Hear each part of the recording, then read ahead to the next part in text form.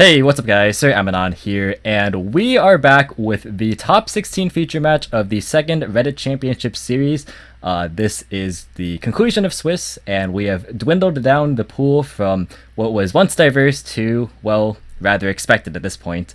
On the screen right now, you'll see a graphic of the top 16 decks, and unsurprisingly, Synchro Eldritch has massively swept the majority of the pool, with Adamancipator following soon after, and a bunch of Errant 1-of decks. But here with me, commentating one of the matchups that actually did not feature either Eldritch or actually did not feature Eldritch, rather, is going to be MBT. As always, how are you doing today?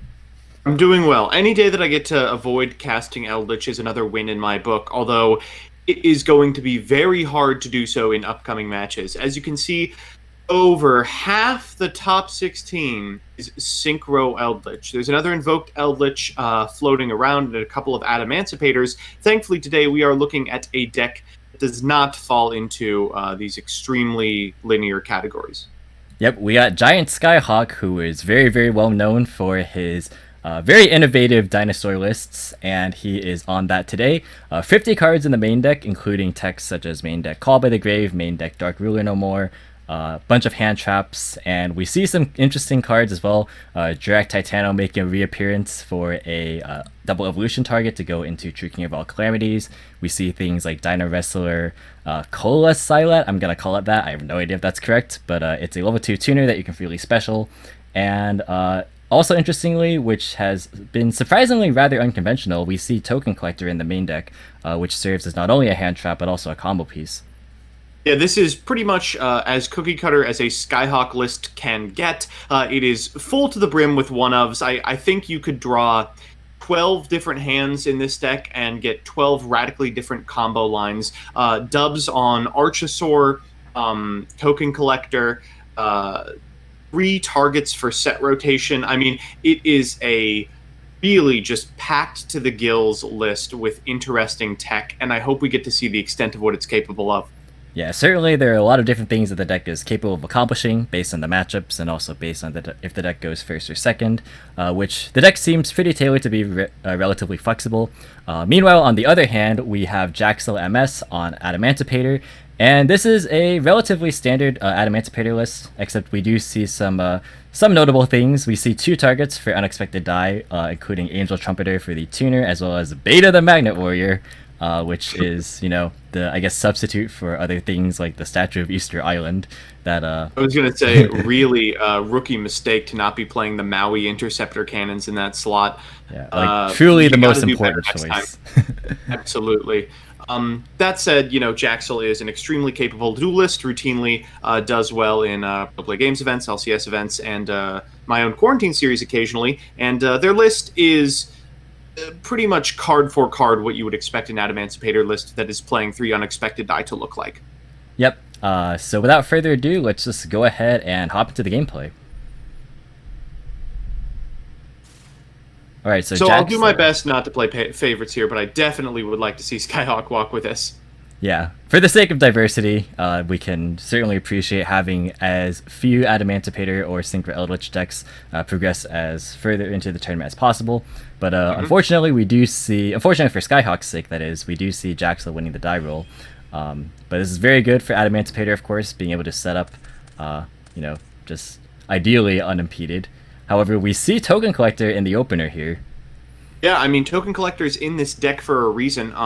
Both Adamancipator and Synchro Eldritch have to go through Linkross at some point during the combo, or at the bare minimum, a copy of Mecha Phantom Beast Olion. And once that Token Collector is on the field, it all but stops the remainder of their combo potential.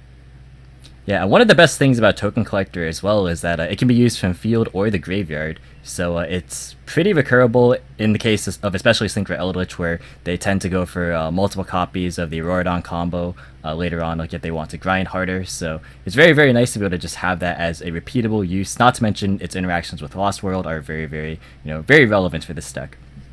Also, Skyhawk drawing Soul Eating Oviraptor in his 50-card deck. Okay. Congratulations once again. It must be nice to draw the best card that you always want to open. So let's see how Jaxel proceeds. So we're going to start off with normally Analyzer and going to use its effect. Ooh, and pretty good one here. We ripped a Go Gigas off the top of the deck. I think one of the only relevant targets here. I'm going to tuck the rest of those back, and from here, we are off to the races. Yep, and it's pretty interesting seeing the small Go-Go lineup here. A lot of people have cut the spells, including Jaxel, but some people are opting to just keep the small monster lineup as just a good names to be able to hit off the tuners. And we see Seeker coming down next.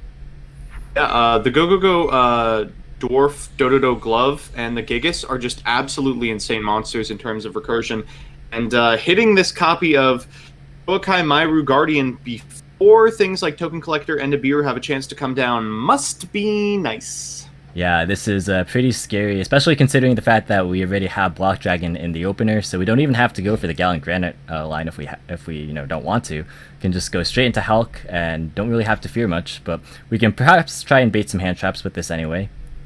Right, always good to pretend like you don't have Block Dragon in your hand, so that in the instance where your opponent is able to stop your mechanisms for getting to one of them, you can just surprise them with a grip.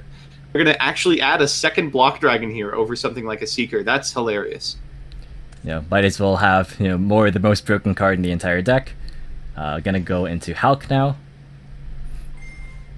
And speaking of the most broken card in the deck, next is Mecha Fantabeast O-Lion. We'll go into Link Cross here, and ooh, man, I mean, is great that there's a lot of tokens on field, but Token Collector a lot less good staring down a copy of Guardian. Yeah, and it looks like we're not even going to fire it off because, the Guardian is kind of just staring it down. And stop me if you've seen this play before. We're going to use Martial Metal Marcher to get back this copy of O-Lion, and then Synchro Summon a 6. Here we are going for a copy of Raptite. That'll reveal off the top. Ooh, a lot of really good ones. Yeah, so Doki Doki coming down. We haven't used its effect yet either, so we just have so many ways to keep extending, especially when we have a 4 and a 2 in our hand. So it looks like we're going to summon the first of our 2 Block Dragons. Ideally, you would want this Guardian to go to the graveyard as part of this Link summon. Looks like we're getting 4, but unfortunately an Appaloosa on field is going to be just as detrimental to a hand that includes Token Collector. Well, it was a spicy tech, but unfortunately looks like it won't be accomplishing anything this game. Yeah, just having main deck access to like searchable, tutorable, hand trap negation in the main deck is just one of the reasons why Adamancipator prevails over other combo decks in the format.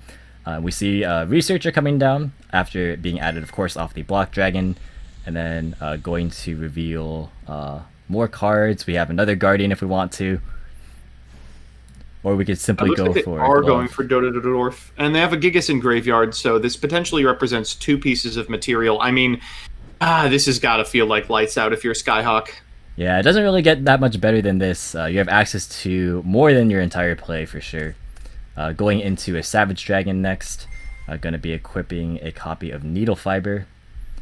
Not as devastating as it could be, but certainly still extremely powerful. We're going to go for a Tackle Crusader as well. This is a card that I think probably I would say Jeb is responsible for popularizing, but it's been an absolute house in resolving board states that rely on face-up spells and traps and monsters that floodgate the plays of Adamancipator. Yeah, indeed, and just getting value off of being linked away for like something like IP or being detached off Dweller. Just having more interruptions. It's really versatile going first or second in a wide variety of matchups. Here comes Gigantes. Let's go for a 4. So Abyss Dweller, locked out of the extra deck by virtue of the Union Carrier, 1 Omni Negate, 4 monster negations, the ability to go into a Link 3 and then search a whole bunch of cards using the Masquerena and Block Dragon. None of the rocks can be destroyed by card effects. This is miserable. Well, we gotta hope that we draw one of our main deck Dark Ruler at this point, and then hopefully we can play without having to go into the extra deck, which Dino is, to be fair, capable of doing, but it's going to hinge on this top deck, and we find not it. That's not the worst. They're going to activate Abyss Dweller here. That's going to turn off the Miscellaneous Source Graveyard effect. Bleed with an Overraptor. That is absolutely going to fiend at minimum an Appaloosa. And we'll chain a Miscellaneous Source. This is going to have to fiend the negate from the Borreload. Right, it looks like it does, and then we're going to go for a double evolution pill next, which, interestingly enough, there is no response here for. Oh my god, is that Skyhawk do it? Was it that easy? Wow, We were like trying suddenly, to rack our brain, and all you have to do is summon Ultimate Conductor Tyranno, walk over the Appaloosa, and you not only clear the board, but you effectively win the game. The Masquerena is the last thing that responds to this. yeah, and Masquerena, of course, only being able to be used in the main phase, but everything is protected under Miscellaneous Source. The Actually, no, the misword Savage. negated, Well, yeah. yeah, the Savage did negate it, so it is going to force the Masquerena here.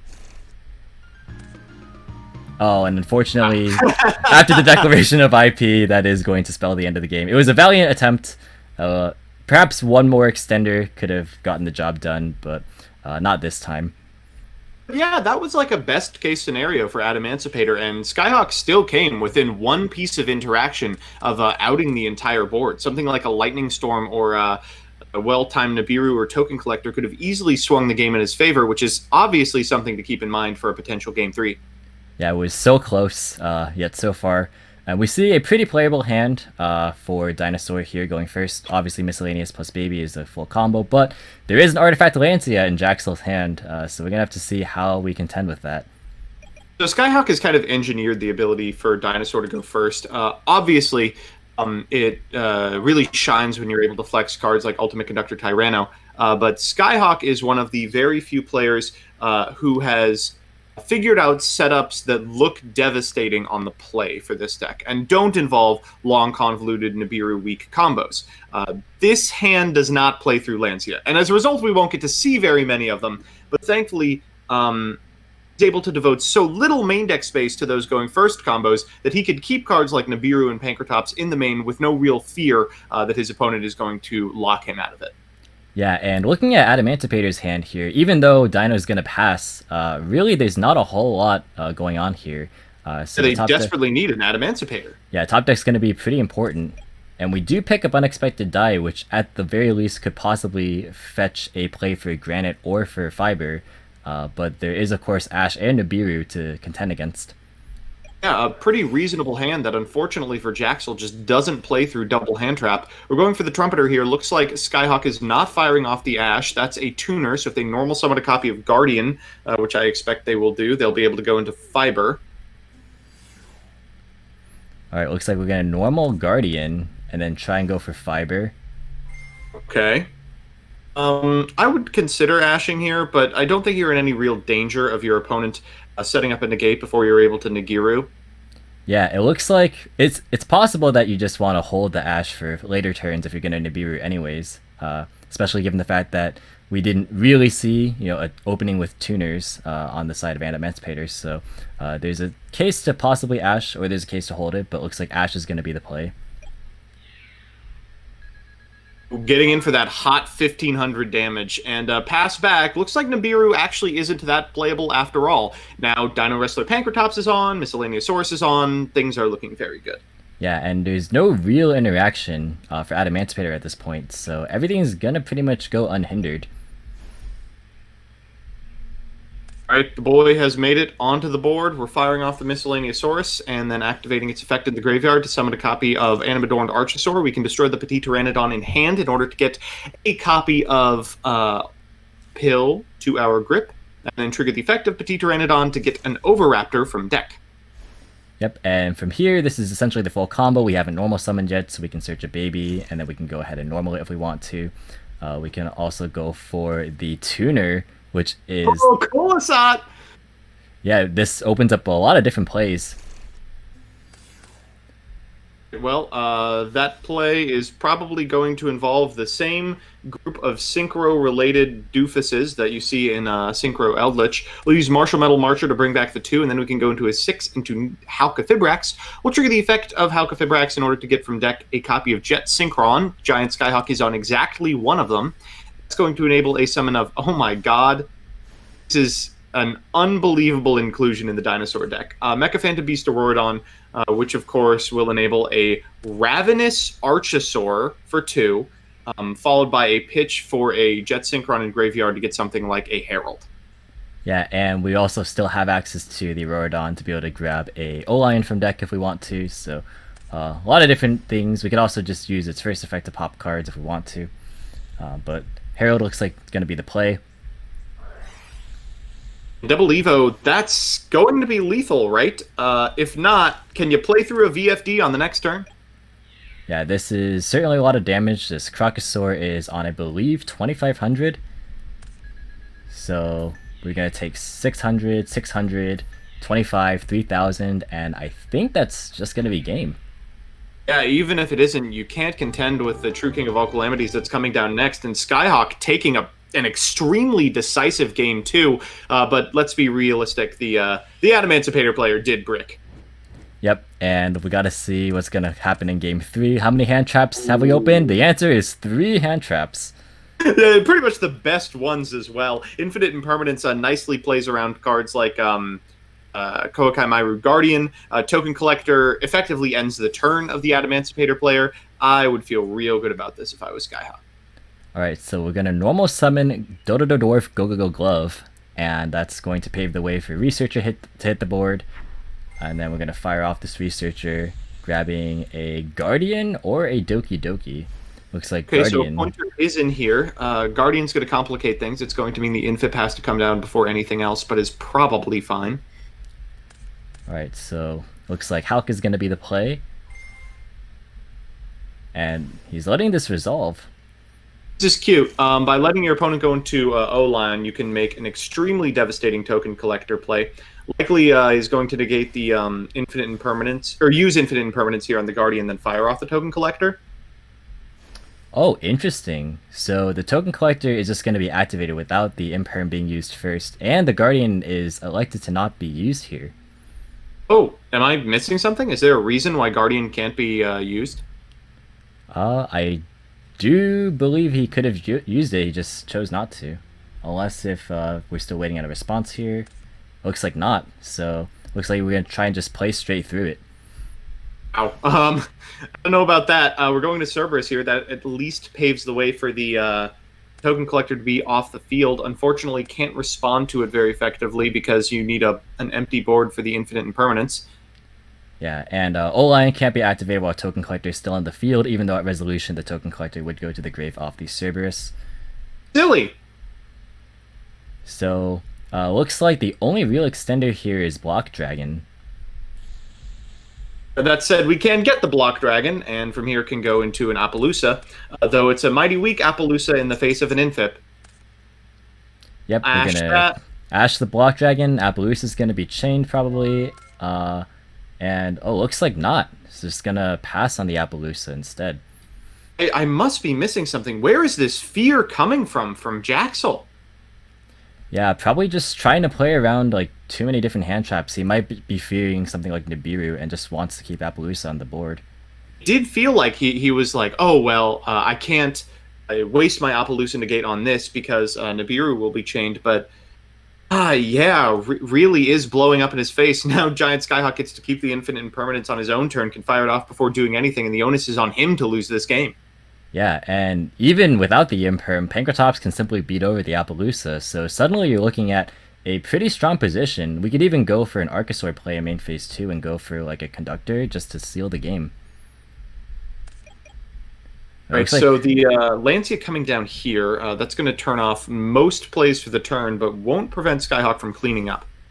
Yeah, this is still a lot of aggression, and considering that this Block Dragon actually does not have enough Earths in grave at the moment, this is looking pretty good for Dino here. Wow, and I mean, if you're Adamancipator, you just have to be understanding that your deck is so much more competent than your opponents. There's no reason to be this afraid of what they're packing.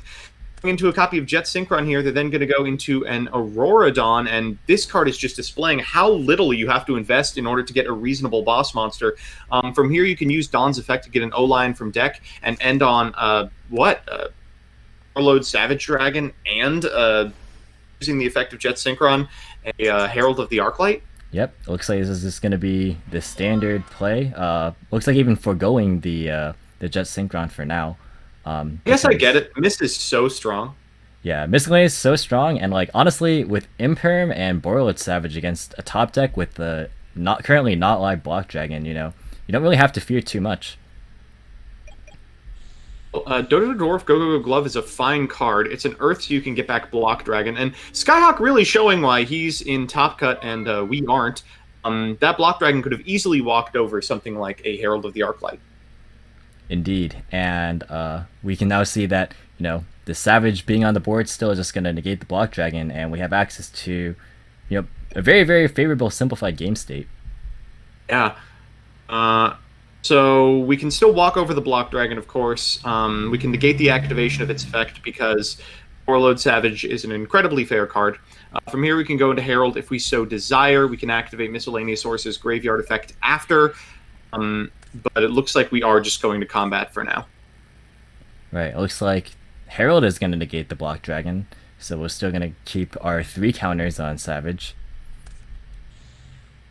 And then we're going to banish it for good measure. Yeah, insult to injury at this point. And Miscellaneous will be able to summon Petite Pteranodon, which can destroy itself in the end phase. And we can get access to things like Oviraptor next turn. Or this at is the end phase, rather. Play.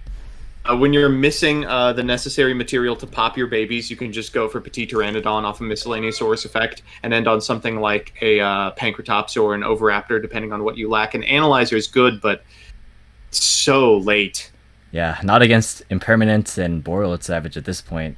And with no Block Dragon, it's going to be tough. So, Analyzer would have to resolve and find something like a Guardian. It will not be allowed to, of course. This looks like the end of the game. Yeah, with Lost World being picked up, we could do all sorts of things. Gonna go ahead and activate it and then use Miscellaneous Source. We can Miscellaneous for 2. Bring out a baby, and then we can Oviraptor pop it. We can also trigger Lost World.